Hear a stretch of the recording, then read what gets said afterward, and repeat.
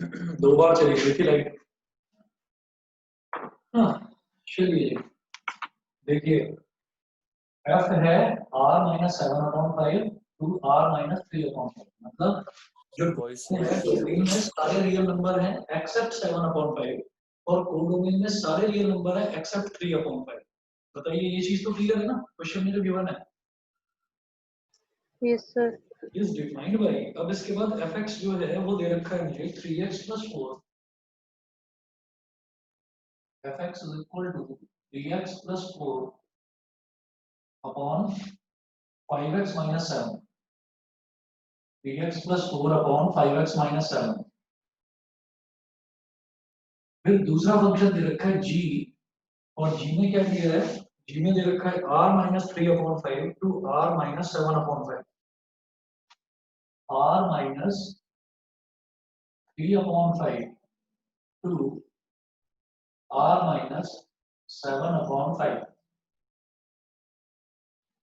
ठीक है, defined by this gx is equal to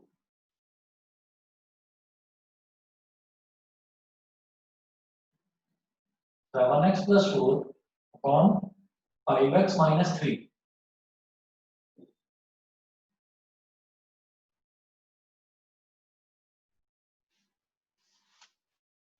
7x + 4 upon 5x - 3।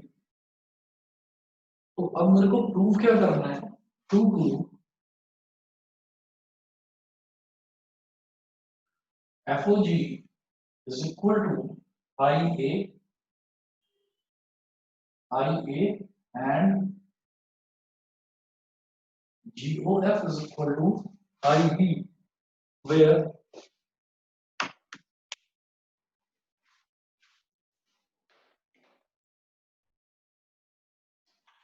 A is equal to, अब सवाल ये उठता है कि IA क्या है और IB क्या है। पहले लिख लीजिए क्या दिया है इन्होंने, where A is equal to R minus 3/5, R minus 3/5 and B is equal to R minus 7/5।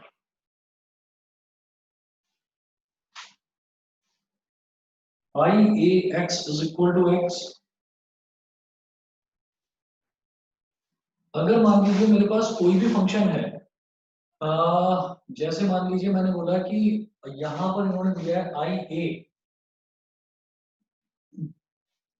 तो इसको कैसे लिखते हैं, इसको बोलते हैं बेटा I का मतलब होता है आइडेंटिटी फंक्शन। अब ये आइडेंटिटी फंक्शन डिफाइन किस तरीके से होता है, देखिए अगर मैं किसी भी फंक्शन की बात करूं, जैसे मान लीजिए हमारे पास अलग अलग तरीके के फंक्शन होते हैं। फॉर एग्जांपल मुझे एक ये फंक्शन दे रखा है fx is equal to 3x + 4 upon 5x - 7, ठीक है। दूसरा दे रखा है gx is equal to 7x + 4 upon 5x - 3, ये दे रखा है। तो अब क्या होता है कि जब मैं मान लीजिए इस फंक्शन की बात करता हूँ, मान लो fx की बात कर रहा हूँ, तो इसमें क्या है कि इसमें वेरिएबल x है, मतलब x की वैल्यू अगर मैं 1 डालूंगा तो 3 × 1 + 4 अपॉन 5 × 1 - 7 इस तरीके से आएगा।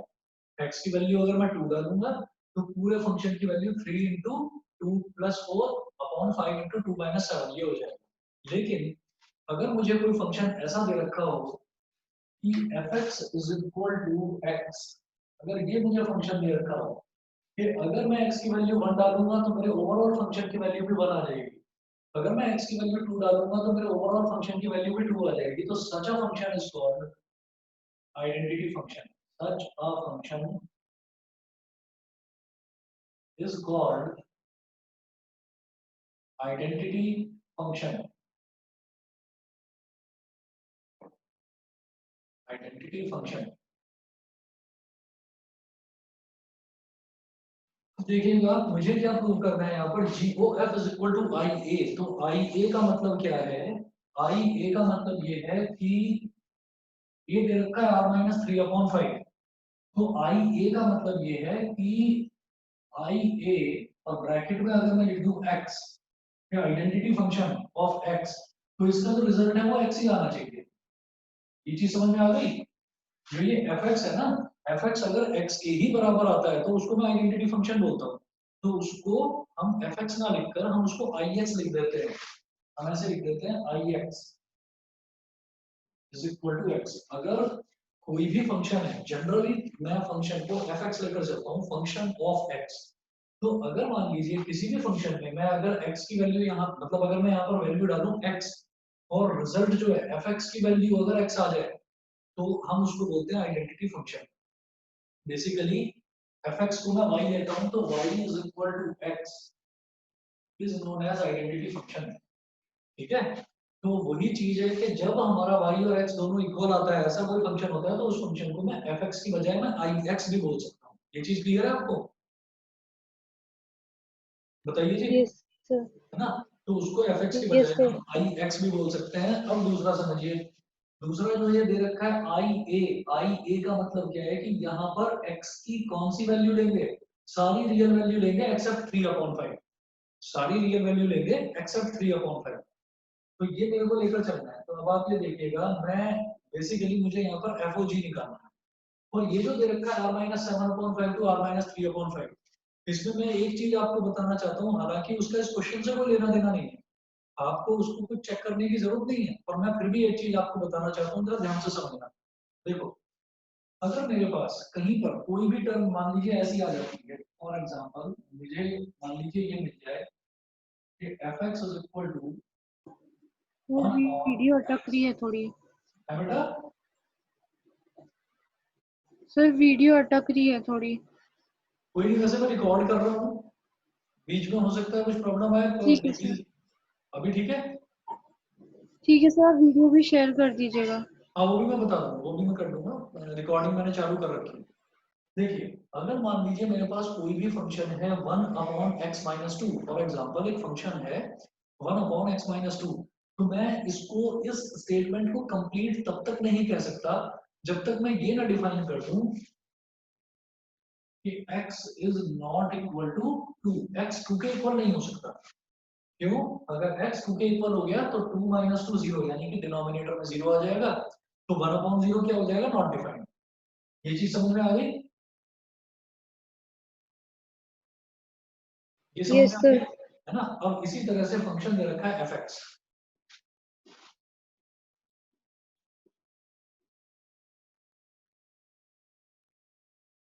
ये फंक्शन एग्जिस्ट कब करेगा? 3x + 4 upon 5x - 7। तो हमारा जो डिनोमिनेटर है ये 0 के बराबर नहीं होना चाहिए। 5x - 7 is not equal to 0, मतलब x should not be equal to 7/5। और मैं ये कह सकता हूं कि x बिलोंग्स टू r - 7/5। इसका मतलब क्या है कि x की आप दुनिया भर की कोई भी वैल्यू ले लीजिए, कोई भी रियल वैल्यू ले लीजिए, बस 7/5 मत लेना। ठीक है? तो अब ये x क्या होता है? x हमारी सारी डोमेन की वैल्यूज होती है, इस वजह से fx के डोमेन में लिखा हुआ है r - 7/5। ये समझ में आ गया? ये चीज समझ में आ गई कि ये ऐसा क्यों दे रखा है? यस। Yes sir. ठीक है, अब एक दूसरी चीज देखते हैं। दूसरी चीज क्या है कि ये fx क्या होता है? fx होता है y। मैं इधर लिख रहा हूं इसको, तो y is equal to 3x + 4 upon 5x - 7। यहां मैंने निकाली बेटा कि x की क्या वैल्यू नहीं हो सकती, वो निकाली। अब क्या करेंगे? अब y के टर्म्स में निकालेंगे, तो सर अब ये रेंज हो गई बेसिकली। हाँ जी, ये रेंज ही हो गई ना एक तरीके से, हम x की टर्म्स में x को y की टर्म्स में लिख देंगे। अब x को y के टर्म्स में लिखेंगे। कैसे? हम इधर ले जाएंगे y into 5x - 7 is equal to 3x + 4। ये हो जाएगा 5xy minus 7y is equal to 3x + 4। फिर आप क्या करो, x वाले सारे टर्म्स इधर ले आओ, जिसमें x है वो एक तरफ लेकर आइए, बस और कुछ नहीं करना। तो 5xy minus 3x is equal to 7y + 4। ठीक है? और इधर कर देता हूं मैं इसको, ऊपर कर देता हूँ, चलो। अब यहाँ से क्या करेंगे, यहाँ से x की वैल्यू निकालेंगे, हमने x कॉमन ले लिया, तो x कॉमन ले लिया तो बेटा यहाँ क्या बचेगा 5y minus 3 is equal to 7y plus 4। तो x की वैल्यू आ गई 7y plus 4 upon 5y minus 3। अब x को एग्जिस्ट करने के लिए y की वैल्यूज क्या क्या होंगी, 5y minus 3 should not be equal to 0, यानी कि y should not be equal to 3 upon 5 or y belongs to all real number except 3 upon 5।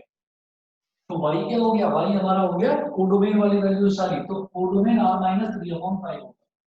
ये चीज आपको समझ में आ गई कि फंक्शन दे किस तरीके से रखा है, बताइए, ये क्लियर है?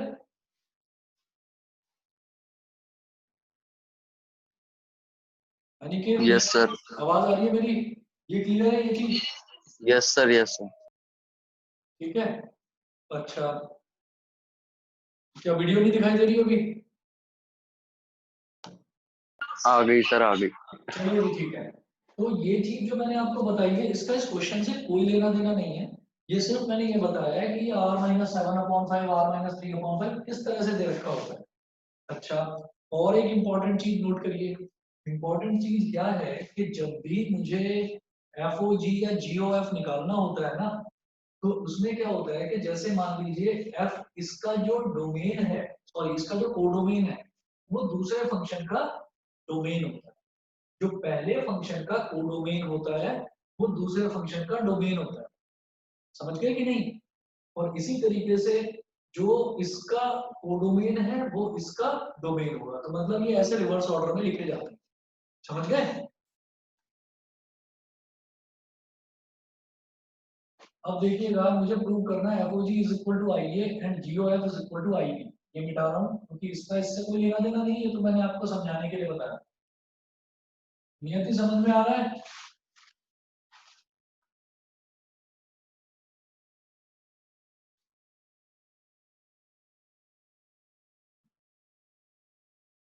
चलिए अब देखते हैं, अगर मैं FOG कैलकुलेट कर रहा हूँ तो FOG का मतलब है F ऑफ GX। जब GOF कैलकुलेट करते हैं तो वो क्या होता है, G ऑफ FX। अब FOG कर रहा हूँ तो F ऑफ GX। चलिए जी, ये हो गया हमारे पास F ऑफ GX। अब क्या करेंगे, अब आप F को तो एज इट इज रहने दीजिए और GX की वैल्यू डाल दो। GX की वैल्यू क्या है, ये रहा 7x plus 4, 7x plus 4 upon 5x minus 3, ये हो गया। अब देखिएगा, जब फंक्शन जब fx होता है तो f के आगे अगर x है तो 3 into x plus 4 upon 5 into x minus 7, ये होता है। अब मेरे पास पूरा का पूरा x क्या है, पूरा का पूरा x ये है 7x plus 4 upon 5x minus 3। तो आप क्या करेंगे, इस फंक्शन में जहां जहां पर x है, x की जगह ये पूरी वैल्यू डाल देंगे। ये चीज क्लियर है दोनों को? ये चीज यस दोनों को सर। समझ में आ गई? ठीक है, देखिए ये हो जाएगा मेरे पास 3 into 7x plus 4 upon 5x minus 3, यानी कि 3x plus 4 upon 5x minus 7। तो 5 इंटू एक्स क्या है, ये पूरी की पूरी वैल्यू, तो 7x plus 4 upon 5x minus 3 minus 7। बोलिए समझ में आ गया दोनों को ये चीज? Yes sir. ठीक है, अगला देखते हैं, ये हो जाएगा एलसीएम ले लीजिए, ऊपर वाले को तो मल्टीप्लाई कर दो और इसका एलसीएम ले लो, तो 3 इंटू 7 यानी कि 21x प्लस 3 4 12 इतना हो गया, और इसको इससे मल्टीप्लाई करिए तो 4 इंटू 5x माइनस 3 अपॉन में 5x माइनस 3। पहली चीज तो ये हो गई, फिर पूरे का अपॉन 5 into 7x मतलब 35x plus 5 4s are 20 minus 7 into 5x minus 3 और पूरे के अपॉन में 5x minus 3 5x minus 3 से 5x minus 3 कैंसिल आउट हो गया।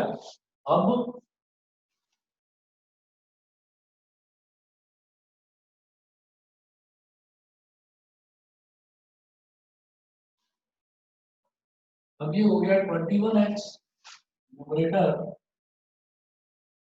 21x प्लस 12 प्लस 4 5 20x और minus 4 3 12 on 35x plus 20 minus 35x और प्लस का 21 minus 35x plus 35x cancel plus 12 minus 12 cancel 31x plus 20x हो जाएगा 41x और denominator में 20 प्लस 21 41 से 41 कर दिया तो x के बराबर आ गया।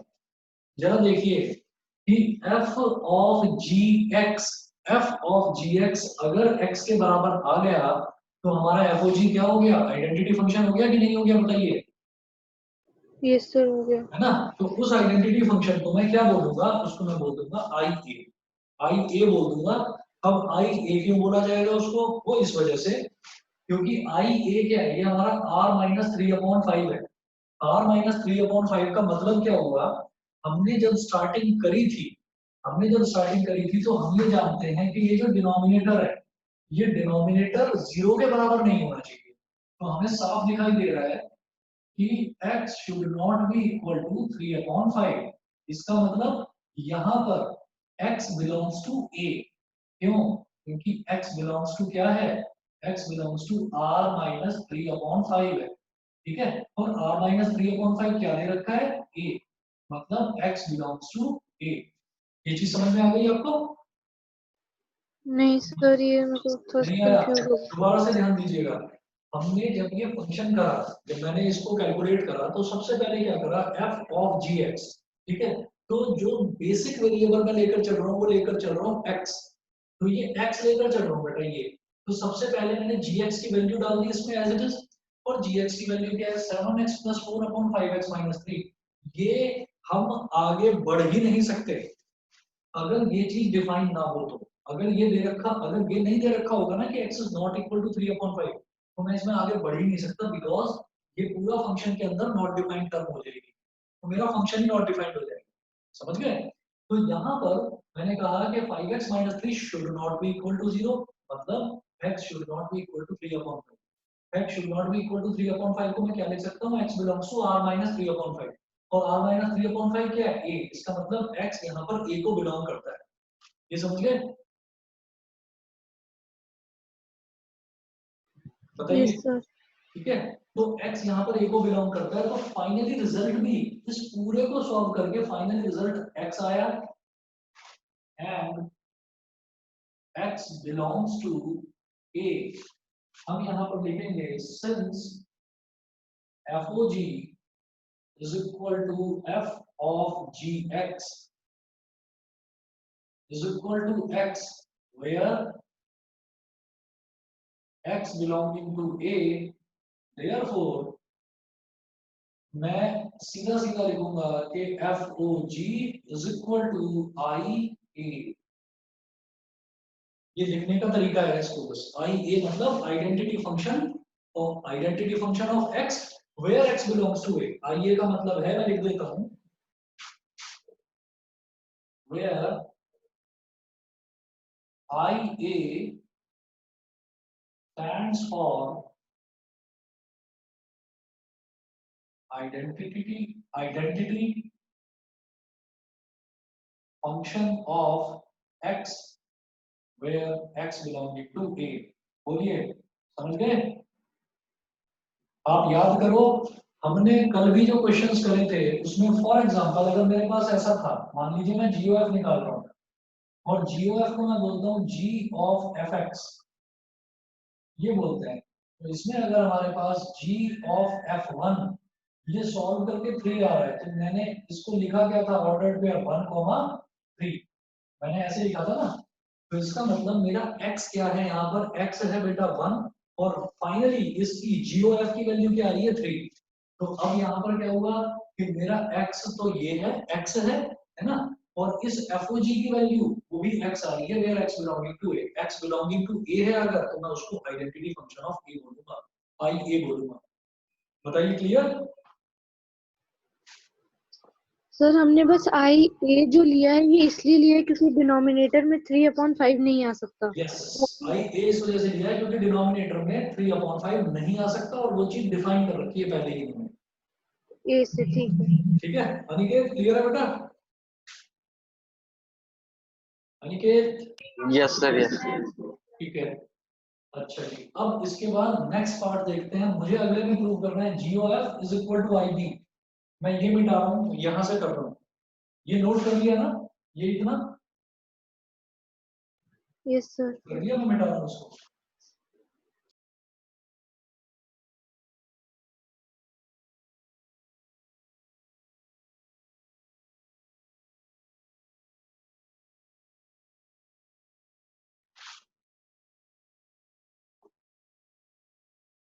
देखिएगा अब निकालना है GOF, तो GOF की बात करते हैं।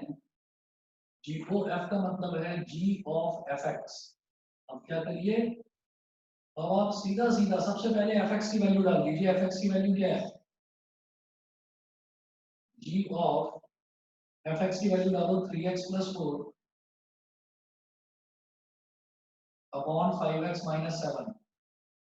मैं इसमें आगे नहीं बढ़ सकता, क्यों नहीं बढ़ सकता, तब तक नहीं बढ़ सकता जब तक ये ना क्लियर हो जाए कि 5x - 7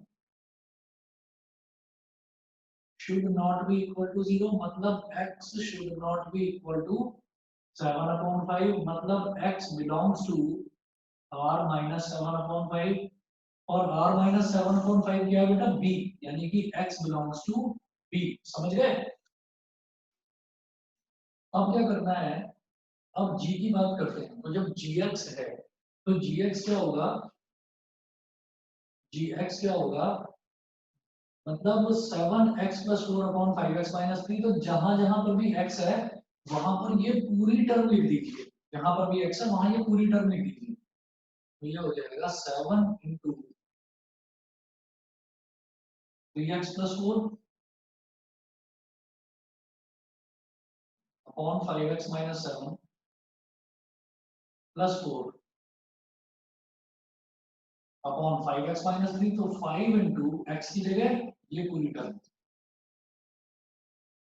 3x + 4 अपॉन 5x - 7, ये लिख दिया -3 इज इक्वल टू, इसको तो इससे मल्टीप्लाई करिए और एलसीएम लीजिए। तो 7 × 3 = 21x + 7 × 4 = 28 sorry plus 4 × 5x - 7 upon 5x - 7। चलिए जी, इसके बाद डिनोमिनेटर में 5 × 3x मतलब 15x + 20 -3 × 5x - 7 upon 5x - 7। 5x - 7 से 5x - 7 कैंसिल आउट हो गया। इसके बाद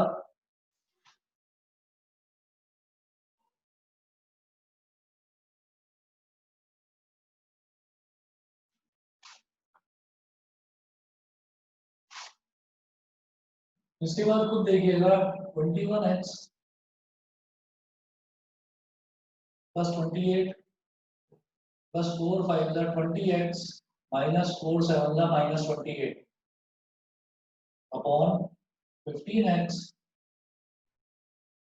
+ 20 -15x और 7 3 प्लस का 21 -15x + 15x cancel, -28 + 28 cancel, 21x + 20x कितना हो गया 41x अपॉन 20 + 21 ये हो गया 41, 41 से 41 cancel is equal to x।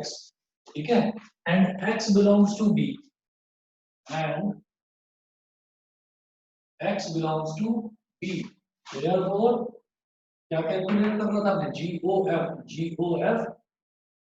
Is equal to IB। बता दीजिए, इसको तो एक्सप्लेन करने की जरूरत नहीं है, नहीं सर, लिख लिया। ठीक है। तो GOF हो गया IB के बराबर, तो वो लिख दीजिएगा आप लास्ट में कि where IB stands for identity function of X where X belongs to B, ठीक है।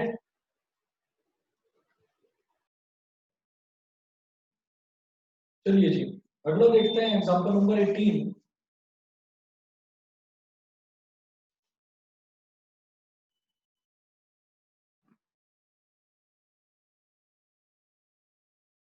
एग्जांपल नंबर 18 क्या है?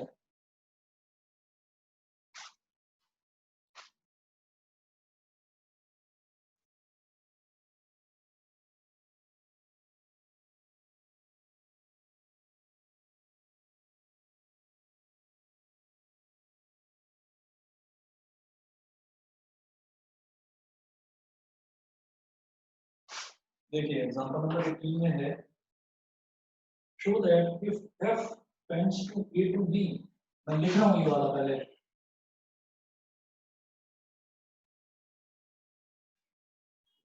Show that F is a function from A to B and G is a function from B to C, and G is a function from B to C are R11, G is a function from B to C for 11, then GOF A to C is also 11, then GOF A to C is also 11.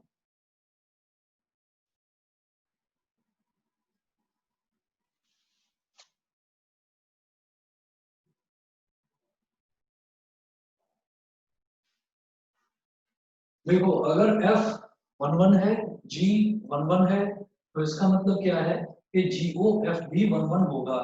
मुझे ये चीज prove करनी है, show that F A to B and G B to C are 11, then GOF A to C is also 11। तो इसमें ये देखिएगा, given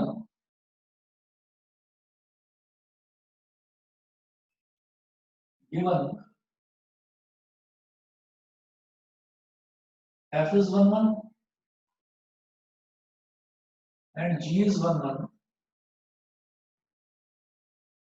then GOF is also 11। अब एक चीज देखिएगा, जब मुझे GOF कैलकुलेट करना होता है तो मैं ये देखता हूँ, GOF कैलकुलेट करते हैं तो हमारा इसका डोमेन जो होता है ना, इसका सॉरी कोडोमेन, F का कोडोमेन और G का डोमेन, ये दोनों सेम होने चाहिए, ठीक है। GOF कैलकुलेट करते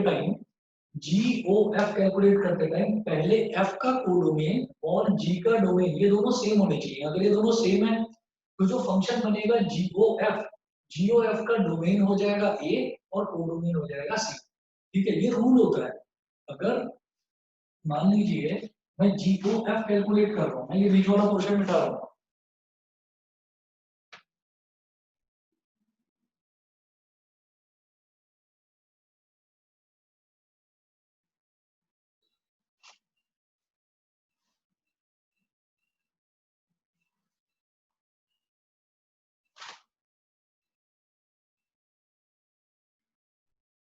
अगर मैं GOF कैलकुलेट कर रहा हूँ तो F मान लीजिए ये है A to B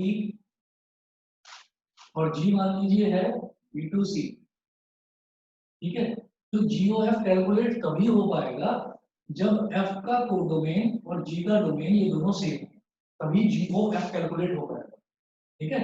और जो रिजल्टेंट आएगा GOF, जो नया फंक्शन बना GOF, उसका डोमेन होगा A और कोडोमेन होगा C। सिमिलरली अगर मैं बात करूं, अगर मेरे पास है G है B to C और F होना चाहिए C to D, ठीक है। तो अब FOG कैलकुलेट तभी हो पाएगा जब G का कोडोमेन और F का डोमेन ये दोनों सेम हो। तो रिजल्टेंट जो फंक्शन बना FOG, उसका डोमेन हो जाएगा बी और कोडोमेन हो जाएगा डी। ये समझ में आ गया? बताइए दोनों को समझ में आ गया ये? Yes sir. नियति यस सर आ गया। ये आ गया। अब इससे पहले वाले क्वेश्चन में जो मैंने बताया था उस पर जरा ध्यान दीजिए। उसमें क्या था कि f था a to b for example, माना तो वैसे हमने r माइनस 7/5 और r माइनस 3/5 दे रखा था। f a to b दे रखा था और g दे रखा था b to a। इससे क्या हो रहा था, ये इस तरीके का क्वेश्चन जहां पर इसका डोमेन इसका कोडोमेन है और इसका डोमेन इसका कोडोमेन सर है। एक सेकेंड, ये जो आपने F of G B to D बताया है इसका कैसे बताया, एक मिनट वो वाला बताइए। दोबारा से समझिए, मैंने कहा कि अगर मुझे एफ ओ जी निकालना है तो आप जी वाला पहले लिखिए, एफ ओ जी निकालना है तो आप जी वाला पहले लिखिए, एफ वाला बाद में लिखिए, ठीक है। और इसका कोडोमेन और इसका डोमेन ये दोनों सेम होने चाहिए, इनको हटा दो तो जो नया फंक्शन बनेगा एफ ओ जी, ठीक, एफ ओ जी में याद रखिएगा, एफ ओ जी में पहले यहाँ पर जी लिखेंगे और फिर यहाँ पर एफ लिखेंगे। और ऐसा क्यों, अगर मैं एफ ओ जी की बात कर रहा हूँ तो एफ ओ जी को हम क्या बोलते हैं, F of G X. F of G X का मतलब क्या है कि पहले जी एक्स की वैल्यू डाली जाएगी, ठीक है, पहले जी एक्स की वैल्यू एज इट इज डाली जाएगी। तो इसका मतलब एफ ओ जी स्टडी करने के लिए पहले मैं फंक्शन जी की बात करूंगा, तो पहले लिखिए जी और फिर लिखिए एफ। समझ गए, उल्टा है कि अगर एफ ओ जी लिखा हुआ है तो पहले लिखो जी बाद मतलब में हम लिखो एफ। एफ में जो, इसका मतलब एफ में जो हम वैल्यू डाल रहे हैं वो जी एक तरीके से डोमेन की तरह एक्ट कर रहा है हमारा। बिल्कुल सही, बिल्कुल सही, यही है कि एफ में जो वैल्यू डाल रहे हैं तो जी एक्स पूरा का पूरा एक तरह से डोमेन की तरह एक्ट कर रहा है। ठीक है सर। समझ गए, तो इसमें पहले जी लिखूंगा फिर एफ लिखूंगा, इसका डोमेन और इसका कोडोमेन दोनों सेम है तो दोनों को हटा दो तो बी टू डी बन जाएगा जो फाइनल फंक्शन बनेगा, ठीक है। ऐसे ही जी ओ एफ की बात करी, जी ओ एफ तो उल्टा लिखेंगे, पहले एफ फिर जी, इसका कोडोमेन और इसका डोमेन दोनों सेम होने चाहिए तभी G O F find out कर पाएंगे, नहीं तो G O F does not exist. और फिर ये दोनों सेम है तो अब जो हमारा फंक्शन बनेगा जी ओ एफ कॉम्बिनेशन में बनेगा कहां से कहां तक, ए से सी तक, ए टू सी। ये दोनों चीजें शायद समझ में आ गई होंगी, यस सर। ठीक है। तो अब ये देखो जो इससे पहले वाले क्वेश्चन में देखा था हमने, उसमें ये दे रखा था a टू b और b टू a, मतलब इधर r minus 3/5 r minus 7/5 r minus 7/5 r minus 3/5, मतलब एक तरफ a b था एक तरफ b a था। तो जब ऐसा होता है तो उस केस में मैं GOF और FOG दोनों कैलकुलेट कर पाता हूँ, GOF और FOG दोनों कैलकुलेट कर पाता हूँ मैं। देखिए अब क्या हो जाएगा, अगर मैं यहाँ पर जैसे ये दे रखा है एफ और जी, तो पहले एफ है फिर जी है, इसका मतलब मैं जी को एफ कैलकुलेट कर लूंगा बड़े आराम से, और वो क्या बनेगा आपका ए टू ए बन जाएगा, जी ओ एफ होगा ए टू ए। अब उल्टा लिख कर देखो जरा, जी बी टू ए और फिर लिखो एफ ए टू बी, बहुत बढ़िया, यहाँ पर भी ये दोनों सेम है। तो अब पहले जी लिखा है फिर एफ लिखा है, यानी कि अब मैं एफ ओ जी की बात कर रहा हूँ, तो एफ ओ जी भी एग्जिस्ट करेगा, एफ ओ जी कहां से कहां हो जाएगा, बी टू बी। ये बता दीजिए समझ गए कि नहीं, यस सर। ये समझ गए। अब जरा इस क्वेश्चन में बताओ, क्या इस क्वेश्चन में इन्होंने जीओएफ की बात कर रही है, क्या इस क्वेश्चन में एफओजी कैलकुलेट किया जा सकता है, बताओ जरा। अगर मुझे इस क्वेश्चन में एफओजी कैलकुलेट करना हो तो पहले लिखो एफओजी, तो उल्टा करेंगे, पहले लिखेंगे जी, जी क्या है बी टू सी, नहीं सर और एफ तो नहीं हो फिर सकता वो। लिखेंगे एफ, एफ क्या होगा ए टू बी। तो यहाँ पर एफओजी नाम की चीज एग्जिस्ट नहीं करेगी, बिकॉज ये सी और ये ए है, ये दोनों सेम नहीं है, समझ गए। ठीक है। तो यस यहाँ सर। पर एफओजी नहीं होगा, यहाँ सिर्फ जीओएफ ही कैलकुलेट हो सकता है। अनिकेत क्लियर है, यस सर। क्लियर है, अच्छा चलो जी आगे बढ़ता हूँ अब मैं। अब देखते हैं इस क्वेश्चन में ये करवाना क्या चाह रहे हैं हमसे। देखो जी, इन्होंने बोला एफ इज 1 1। अब मुझे एक चीज बताइए, 1 1 का मतलब होता है इंजेक्टिविटी, ठीक है। तो इंजेक्टिविटी कैलकुलेट करने के लिए हम कहते हैं कि F X is equal to F Y रख देते हैं, और वो रखने के बाद में हमारा X is equal to Y आना चाहिए, ठीक है। तो हम ये कहेंगे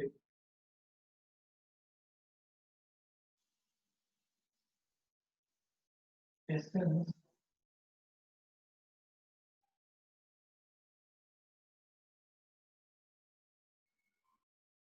मैं GOF की बात करता हूँ, GOF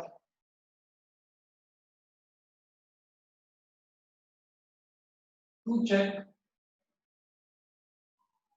whether GOF is 1 or not. Let us put GOF. Let us put G of fx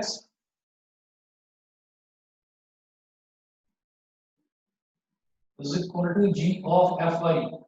शायद समझ गए होंगे मैं क्या करना चाह रहा हूँ। GOF की बात कर रहे हैं तो 1 प्रूव करना है ना GOF को, तो G of fx is equal to G of fy रख दीजिए। G of fx is equal to G of fy रख दीजिए, तो क्या होगा, अगर ये रखने के बाद में फाइनली मेरा x is equal to y आ जाएगा तो मैं बोलूंगा GOF 1 फंक्शन है। बताइए समझ गए कि नहीं? अरे बोलो, 1 का चेक करना आता है, याद है? यस सर, कैसे चेक करते थे जब एक्सप्रेशन गिवन होता था, हम क्या करते थे कि fx is equal to fy रखते थे। fx is equal to fy रखने पर if we are getting x is equal to y, that means कि f is 1 यहाँ पर देखिएगा g of fx को g of fy मैंने रख दिया, ठीक है। अब लिखेंगे हम since g is 1 जब फंक्शन g 1 है तो इसका मतलब क्या है कि ब्रैकेट के अंदर fx लिखा हुआ है और यहाँ ब्रैकेट के अंदर fy लिखा हुआ है, ये दोनों इक्वल होंगे। बोलो यस सर। अनिकेत, बताओ ये चीज समझ गए कि नहीं? Yes, sir. अगर g को 1 प्रूव करना होता था तो मैं लिखता था gx is equal to gy और वो रखकर अगर x is equal to y आता था तो मैं बोल देता था g 1 है। अब पहले से ही दे रखा है कि g 1 है तो इसका मतलब इधर g के आगे मैंने जो टर्म लिखी है और इधर g के आगे मैंने जो टर्म लिखी है, दैट मींस वो दोनों टर्म्स इक्वल रही होंगी तभी तो g 1 है। तो g चूंकि तो 1 है, हाँ बोलो। सर इसका मतलब जैसे fx is equal to fy है तो x is equals to y आ जाएगा, तो y की सारी वैल्यूज के लिए gfy इक्वल हो जाएगा। बस यही तो करना है। हमने बोला because g is 1 therefore fx is equal to fy। अब एक लाइन और लिख लो कि since f is 1 therefore x is equal to y।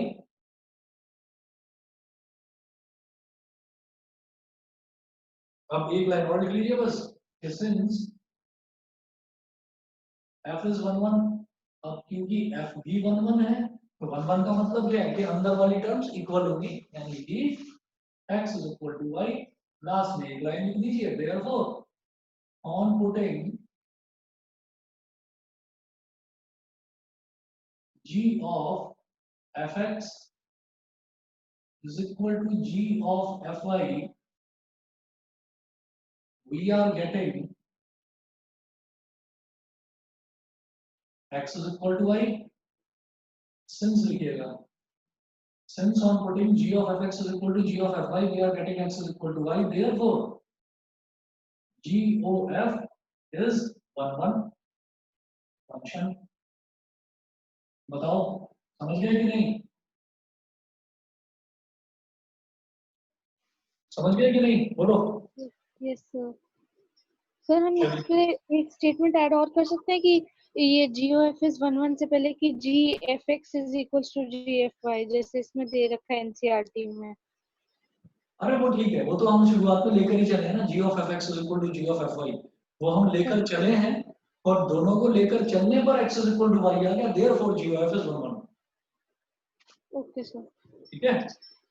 इन्होंने क्या कर रहा है एनसीईआरटी में जो इन्होंने सॉल्यूशन दिया GOF x1 is equal to GOF x2, वो लेकर चलो आप x और y लेकर चलो, कोई बात नहीं, उस पर कोई फर्क नहीं है। ठीक है सर। ठीक है, चलिए जी। अब इन्होंने अगला जो क्वेश्चन दिया है, अगला वाला क्वेश्चन देखिएगा, ये है show that if f a to b and g b to c are on 2, example 19 देखिए।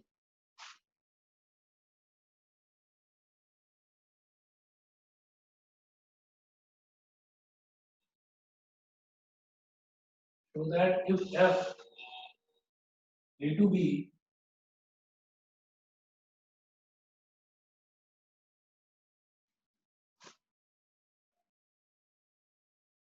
and g b to c are onto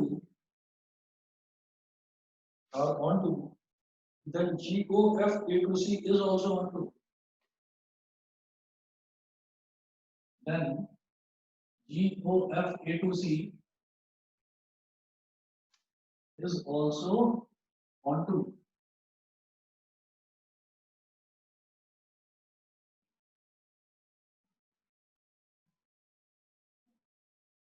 ये चीज प्रूव करनी है। तो अब इसमें क्या है कि जैसे मान लीजिए मेरे को दे रखा है कि f जो है वो भी एक ऑनटू फंक्शन है और g जो है वो भी एक ऑनटू फंक्शन है। तो अब GOF की बात हो रही है, तो GOF के लिए हम क्या करेंगे, हम सबसे पहले यहाँ पर ये बोलेंगे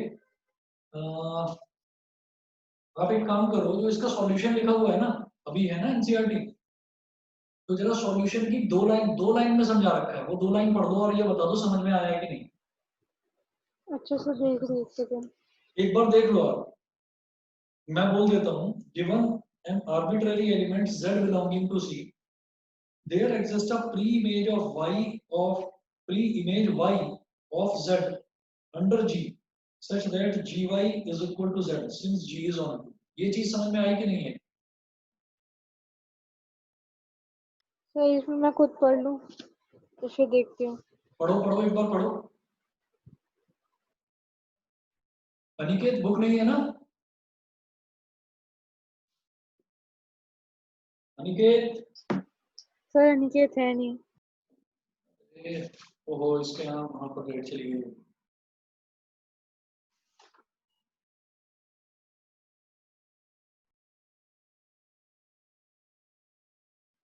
अच्छा नियति, yes sir.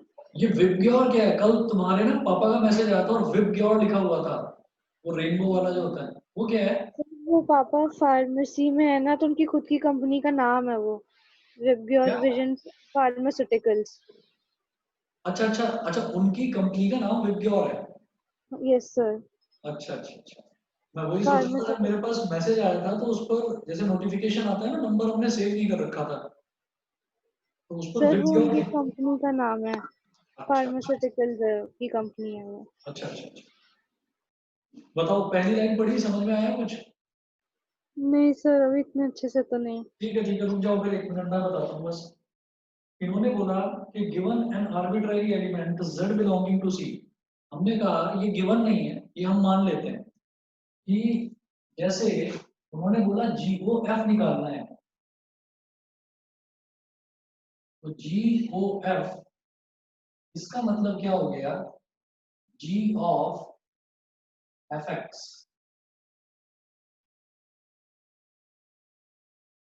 G of fx।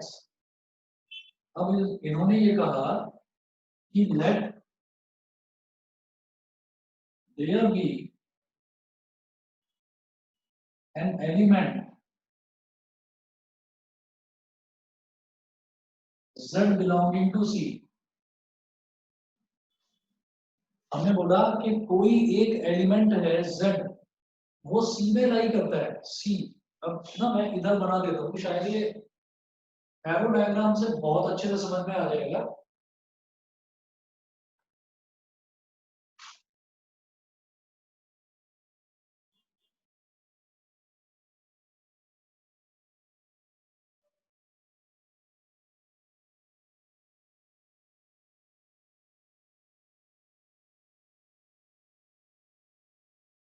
अब देखिएगा, क्योंकि मैं GOF की बात कर रहा हूं तो मैं उल्टा लूंगा। क्या हम पहले लिखेंगे F A to B और फिर लिखेंगे G B to C। तो GOF एग्जिस्ट करता है बिकॉज इसका कोडोमेन और इसका डोमेन दोनों सेम है। ये समझ में आ गया? Yes sir. पहली चीज तो ये है ना, और इसको भूल जाओ जरा 2 मिनट के लिए। तो अब जरा देखिएगा, F क्या दे रखा है, A to B। F दे रखा है A to B, that means मैं F की बात करता हूं तो मैंने यहां लिख दिया F और f का कोडोमेन ए, सॉरी f का डोमेन ए और कोडोमेन बी। फिर मैंने यहाँ लिख दिया g का डोमेन बी और कोडोमेन हो गया c, ये हो गया। अब हम क्या कर रहे हैं, अब हमने कहा कि ये जो g फंक्शन है ना, ये जो g फंक्शन है, इस g फंक्शन में हमने ये कहा कि यहाँ पर c में कोई एक एलिमेंट है z। मैं सारे एलिमेंट्स की बात नहीं कर रहा हूँ, कोई एक एलिमेंट z है। तो ये चीज लिखी हुई है, let there be an element z belonging to c, let there be an element z belonging to c for which the pre-image is y, z की प्री इमेज y होगी, है ना। और ऐसा क्यों, मैं सिर्फ एक एलिमेंट की बात कर रहा हूँ कि हमने सिर्फ एक एलिमेंट लिया, क्योंकि हमको दे रखा है कि g भी ऑन टू है एंड f भी ऑन टू है। ऑन टू का मतलब क्या होता है कि कोडोमेन के हर एलिमेंट की कोई ना कोई प्री इमेज जरूर होगी। तो मैं सभी एलिमेंट्स की बात नहीं कर रहा हूँ, मैंने कहा कि कोई एक एलिमेंट ले लिया तो इसकी प्री इमेज तो होगी, यहाँ पर y जरूर होगी ना। यस बताइए, सर। है ना। तो उसको हम क्या लिख सकते हैं, उसको हम लिख सकते हैं gy is equal to z। के मतलब अगर यहाँ पर हमेशा वो वाली वैल्यू लिखी जाती है x की, और यहाँ फाइनली वो लिखी जाती है जो फंक्शन की वैल्यू आती है, जो रेंज वाली वैल्यू, तो y is related to z। ये समझ में आ गया? Yes sir. ठीक है। अच्छा, gy is equal to z, और यहाँ लिख दीजिए since g is onto, क्योंकि g ऑन टू है तो भाई कोई भी एलिमेंट खाली नहीं छूटेगा कोडोमेन का। z है तो z belongs to y, z की एक प्री इमेज y जरूर होगी। अब जरा देखिएगा, जब यहाँ पर मैंने एलिमेंट y लिया तो बिकॉज यहाँ भी b है और यहाँ भी b है, तो यहाँ पर भी एलिमेंट में y लिखूंगा, यहाँ पर भी चलिए मैंने एलिमेंट y ले लिया, ठीक है। तो अब हम कहेंगे कि लेट, मैं इसको यहाँ करने के बाद ना ऊपर कर रहा हूँ, late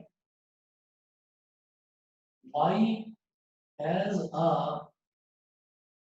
pre-image x in A। y की भी प्री इमेज होगी बिकॉज f भी मुझे 1 2 दे रखा है, दैट इज x y से रिलेटेड है, that is f(x) is equal to y। और रीजन में लिख दीजिएगा since f is onto, क्योंकि f भी ऑन टू दे रखा है। बताइए, समझ गए? Yes sir. है ना। अब क्या करेंगे हम